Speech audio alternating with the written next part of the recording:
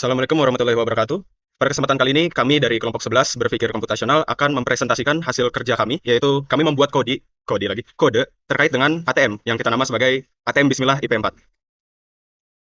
Anggota-anggota kami sebagai berikut. Yang pertama Muhammad Najwan Azim, yang kedua Muhammad Raihan Pratama, yang ketiga Aziza Hoirunisa Azahra, yang keempat Gregorius David Putra Santoso, dan yang kelima saya sendiri, Ananda Muhammad Arya Rosyadi. Terkait dengan apa saja yang akan kita bahas hari ini, ada lima sesi. Yang pertama, dekomposisi. Yang kedua, flowchart. Ketiga, run code. Keempat, code explanations. Dan yang terakhir adalah pembagian kerja. Kita masuk ke bagian pertama, yaitu dekomposisi.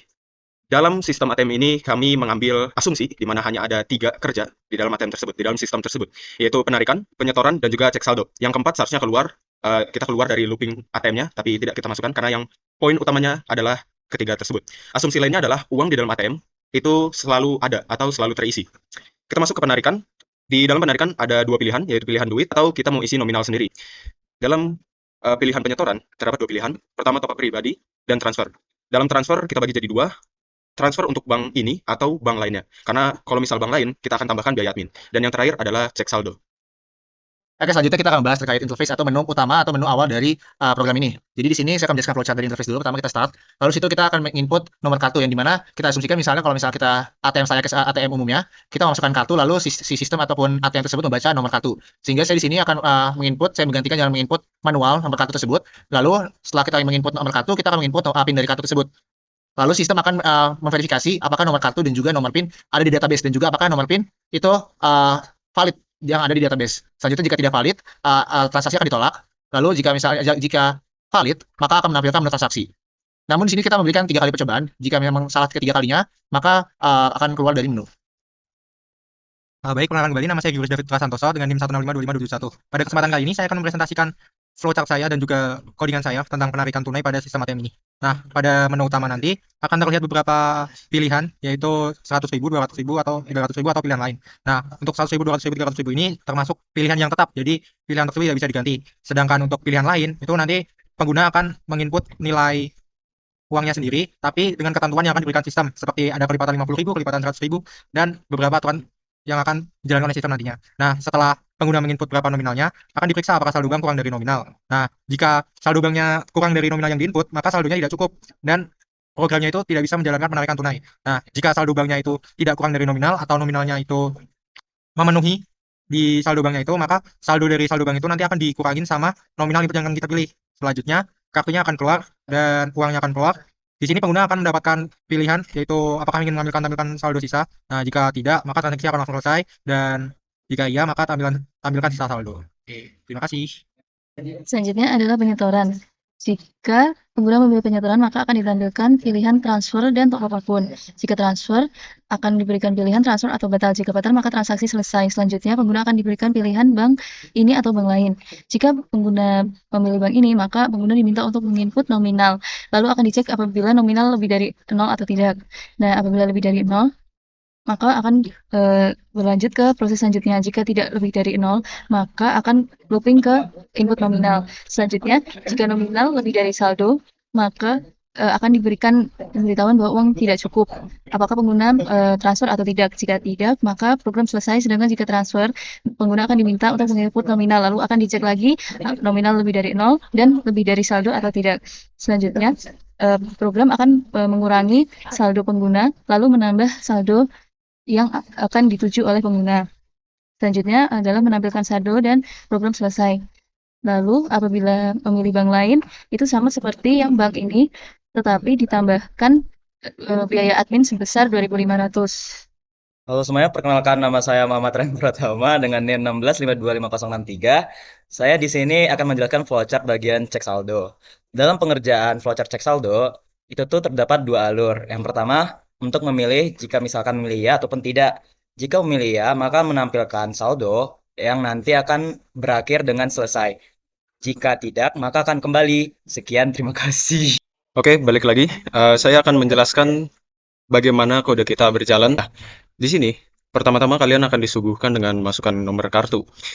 Just info, kita sudah memasukkan 3 akun. Jadi di dalam database kita terdapat 3 akun yang bisa kita gunakan. Sebagai contoh, saya akan gunakan salah satu akun tersebut dengan nomor kartunya, nomor kartu identitas uniknya adalah 112 dengan PIN-nya 1234 dan kita bisa lihat di sini teridentifikasi sebagai 123456. 123456 ini adalah nama dari si kartu tersebut.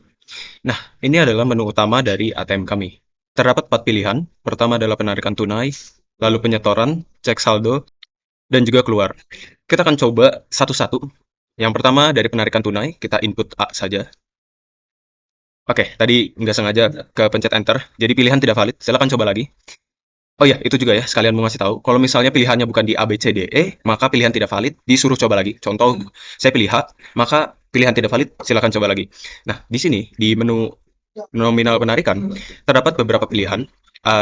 Tiga di antaranya adalah nominal yang sudah fix jumlahnya, yaitu 100, 200, dan 300. Kalau misal ingin menarik uang lebih dari 300.000, ya kita akan pilih D. Sebagai contoh atau studi kasus sekarang, saya akan pilih pilihan lain. Nah, di sini kita harus masukkan jumlah penarikan dengan kelipatan 50.000, tentu saja, karena ATM. Gimana kalau kelipatannya tidak 50.000? Kita tes ya, berarti 25.000 contoh. Maka gagal, jumlah itu harus kelipatan 50.000. Kita pilih lagi D.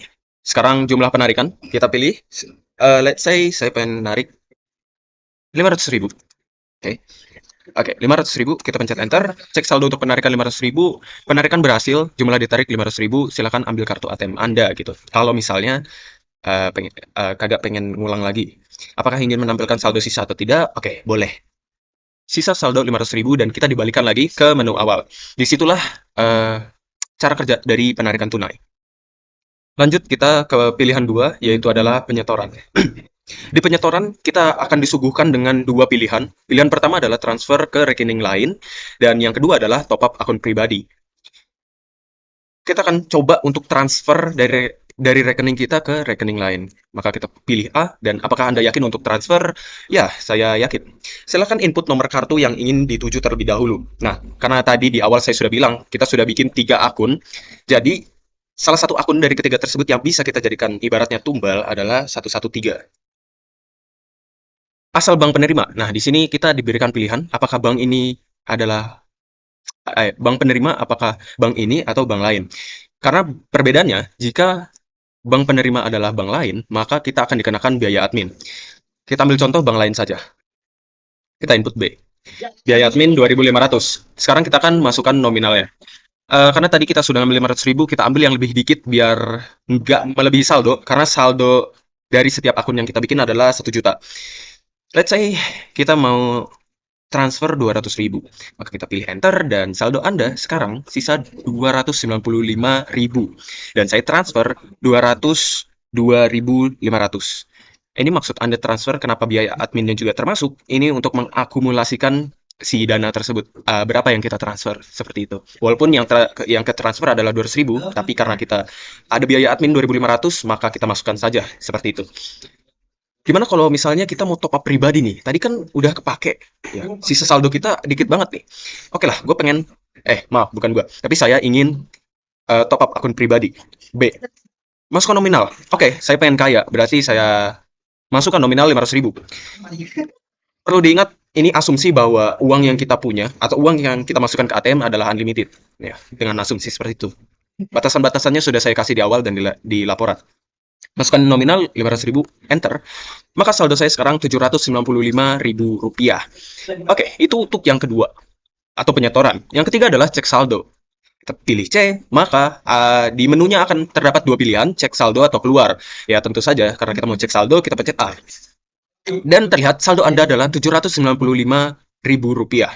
Apakah ingin melakukan transaksi lain atau tidak? Kalau misalnya kita pilih ya, maka kita akan masuk ke menu cek saldo lagi. Tapi jika kita tidak memilih Y, melainkan kita pilih N, kita akan masuk ke menu utama atau interface utama. Kita pilih N saja. Maka itulah akhir dari demo saya. Terdapat 4 pilihan, dan yang terakhir adalah keluar. Berarti loopingan dari si ATM ini akan kelar saat saya input D. Terus gimana kalau misalnya saya tidak input A, B, C, D? Misal saya input P. Apa yang terjadi? Input yang Anda masukkan tidak valid, seperti itu. Jadi jangan khawatir kalau misalnya kalian input sesuatu yang tidak ada di menu, ya nggak bisa, karena tidak valid. Oke? Kalau misalnya kita pilih D, maka terima kasih telah menggunakan ATM Bismillah IP4, dan begitulah akhir dari demonstrasi ini. Terima kasih. Oke, sebelumnya perkenalkan nama saya Muhammad Najwa Nazim Mutazar, NIM 165255135. Di sini saya mendapatkan tugas untuk mengerjakan bagian interface atau menu utama dari program ini. Jadi di sini seperti yang saya sudah jelaskan di flowchart. Jadi di sini ada tiga data atau tiga data dari yang kita sudah input di awal, yaitu ada nomor kartu, nomor kode unik kartu, lalu ada nomor rekening dan juga PIN serta saldo yang ada di dalam akun bank tersebut. Di sini kita memiliki 3 akun. Lalu selanjutnya di sini kita memasukkan di awal interface atau di awal dari menu utamanya terdapat kita diminta untuk memasukkan kode unik dari akun tersebut serta PIN-nya. Di sini kita diminta untuk memasukkan nomor kartu, selanjutnya PIN yang sesuai dengan nomor kartu yang sudah terdaftar di awal. Lalu selanjutnya jika yang kita masukkan valid, maka akan lanjut ke menu selanjutnya. Namun jika tidak, kita diberi kesempatan untuk 3 kali mencoba. Dan jika memang masih salah atau tidak valid atau tidak sinkron antara nomor kartu dan juga nomor PIN, maka tidak akan lanjut untuk ke menu selanjutnya atau program akan selesai. Selanjutnya, setelah kita masukkan input dari nomor kartu dan juga PIN dan juga sudah terverifikasi bahwa PIN dan juga nomor kartu itu benar, maka akan tampil menu utama, yaitu terdapat ada 4 pilihan, yaitu penarikan tunai, penyetoran, cek saldo dan juga keluar. Empat menu ini kita dapat pilih dengan memasukkan input berupa huruf, yaitu A untuk penarikan tunai, B untuk penyetoran, C untuk cek saldo dan juga D untuk keluar. Jika kita memilih A, kita akan masuk ke menu selanjutnya, yaitu menu penarikan. Lalu jika kita memasukkan B, akan masuk ke menu penyetoran. Lalu yang ketiga, apabila kita masukkan menu C atau huruf C, kita akan lanjut ke menu selanjutnya, yaitu pengecekan saldo. Dan yang terakhir, apabila kita masukkan huruf D, maka akan lanjut ke menu keluar atau looping dari program ini selesai. Kembali lagi dengan saya Julius David. Di sini saya akan menjelaskan kembali mengenai program saya tentang penarikan tunai versi kodenya. Jadi saya membagi dengan 4 fungsi, yaitu pertama definisi main item tarik, lalu yang kedua ada definition tampilkan nominal pilihan, dan ketiga ada definisi proses pilihan lain, dan yang keempat ada definisi cek dan tarik. Nah, untuk yang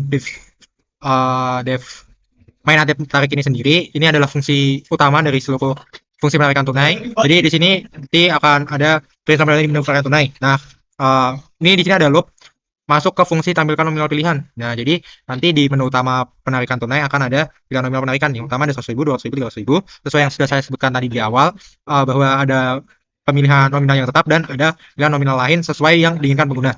Nah, lalu setelah pengguna menginput nilai ABCDE, nanti di fungsi utama lagi ini akan jumlah tarik dari pengguna yang ingin ditarik akan ada nilainya. Jadi jika pilihan A, maka jumlah tarik tersebut, variabel tersebut akan ada nilainya 100.000. Begitu juga B, C. Nah, tapi misalan lain di bagian D ini, ketika pengguna ingin menggunakan pilihan lain sesuai yang diinginkannya, maka akan memanggil dari fungsi proses pilihan lain. Jadi di sini proses pilihan lainnya. Nah, di sini proses pilihan lain. Jadi memakai looping juga di jumlah di sini. Pengguna harus minta untuk memasukkan jumlah penarikannya itu ingin berapa. Jadi tapi ada aturan dari codingnya di sini bahwa input yang dimasukkan itu harus kelipatan dari 50.000. Oke. Nah, di sini ada jikanya. Jika jumlah yang dimasukkan itu kurang dari 0 ataupun bilangan negatif, maka print di sini akan lebih dari 0 dan fungsi akan mengulang lagi dari awal. Nah, di sini yang ditekankan nih. Jadi jika jumlah dibagi kelipatan tarik itu sisanya tidak sama dengan 0, maka gagal. Jumlah harus kelipatan dari 50.000 ini. Nah, jika udah dari proses pilihan lain ini, maka nilai dari jumlah tarik akan dimasukkan kembali ke sini. Tadi pilihan D. Kami memilih pilihan D, jumlah tarik di sini, variabel nilai dari jumlah tarik ini diambil dari proses pilihan lain yang sesuai dan telah dipilih oleh pengguna. Nah, jika pilihan E, maka transaksi dibatalkan. Nah, else jika tidak dari A, B, C, D, E, maka pilihan tidak valid, silahkan coba lagi. Dan continue, maka fungsi akan diulang dari awal lagi. Oke, lanjut. Nah, ketika jumlah tariknya ini udah nilai, maka kita akan masuk ke fungsi yang cek dan tarik. Di sini cek dan tarik. Nah, di sini itu hanya memverifikasi apakah dari jumlah saldonya itu apakah melebihi atau kurang dari saldo penggunanya. Jadi misal dari jumlah tariknya sendiri itu melebihi dari saldo pengguna, ataupun misal jumlah tariknya 1.500.000 dan saldo penggunanya hanya 1 juta, maka akan print saldo tidak cukup, saldo Anda sebesar 1 juta. Nah, jika else lain ataupun tadi jika jumlah tariknya itu kurang dari saldo pengguna, maka penarikan akan berhasil. Jumlah yang ditarik akan ditampilkan di sini seperti 200.000. Silakan ambil kartu ATM Anda, silakan tunggu dan ambil uang Anda. Oke. Nah, di fungsi cek dan tarik ini akan ada juga opsi lain, apakah Anda ingin menambahkan saldo sisa? Yes atau tidak. Nah, jika iya, nanti akan ditampilkan sisa saldo Anda berapa. Jika tidak, maka oke, sudah selesai. Fungsi dari cek dan ATM tarik ini akan kembali lagi ke mesin ATM tarik yang awal ini. Oke. Jika sudah, ini cek dan tarik sudah selesai, print, maka akan tadi sudah selesai. Loopnya udah selesai, lalu fungsi penarikan tunai sudah selesai. Nah, tapi jika ada yang lain, ingin melakukan transaksi lain, ataupun ada suatu jumlah tariknya itu tidak ada, dan pilihan yang di-input D, seperti tadi, dia memilih D, tapi jumlah tariknya itu kosong, maka fungsi dari mesin ATM tarik ini akan continue ataupun mengulang lagi dari awal. Oke, selanjutnya adalah penyetoran. Jadi di penyetoran ini kita punya dua rumus. Yang pertama ada anti-minus sama anti-demokrasi. Anti-minus itu untuk mencegah pengguna menginput nominal yang kurang dari 0. Sedangkan anti-demokrasi itu mencegah pengguna untuk menginput selain dari pilihan yang dimasukkan. Di sini ada A dan B, jadi pengguna hanya bisa menginput A dan B saja.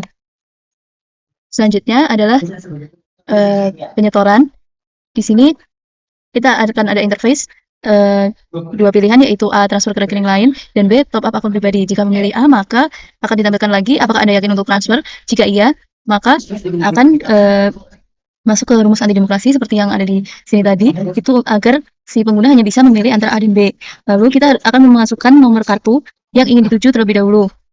Di sini nomor kartu itu yang ada di database nasabah, sehingga nomor kartu itu akan terpanggil sebagai penerima. Selanjutnya akan ada interface bank ini atau bank lain.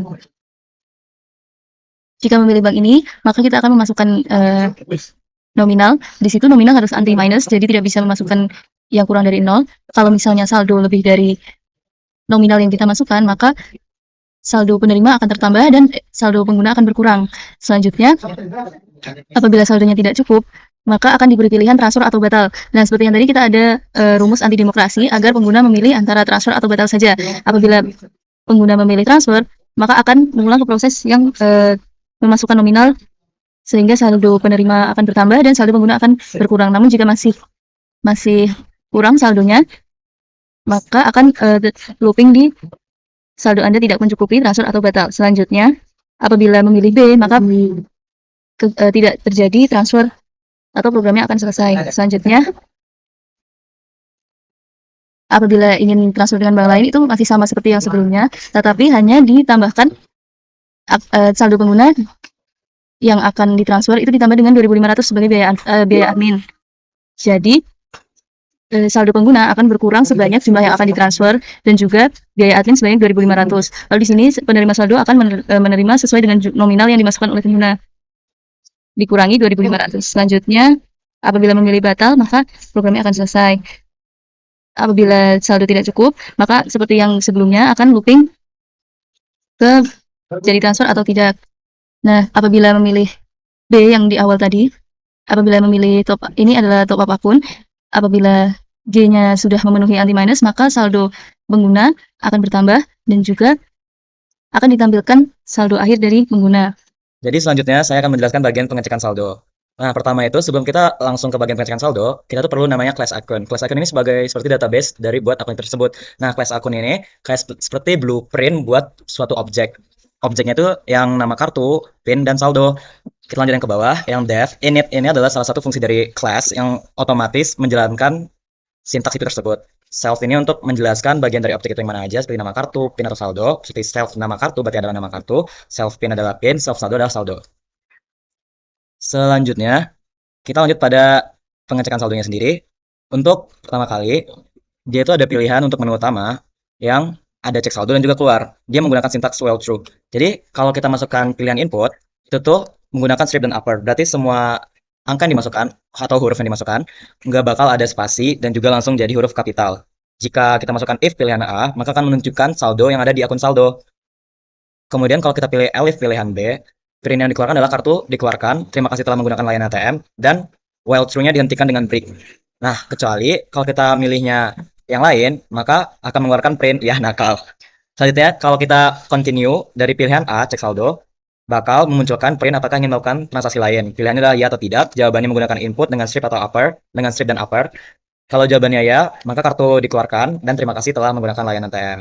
Oke, di sini saya akan menjelaskan pembagian tugasnya secara singkat. Pembagian tugasnya seperti ini, dan masih ada lagi pembagian tugas yang belum saya taruh, karena memang Lebih lengkap ada di laporan seperti itu. Dan ini yang kedua, David dan saya. Oke, terima kasih sudah menonton video ini. Sekian dari kelompok 11 berpikir komputasional. Salam sejahtera, salam Ganesha, salam kebangsaan.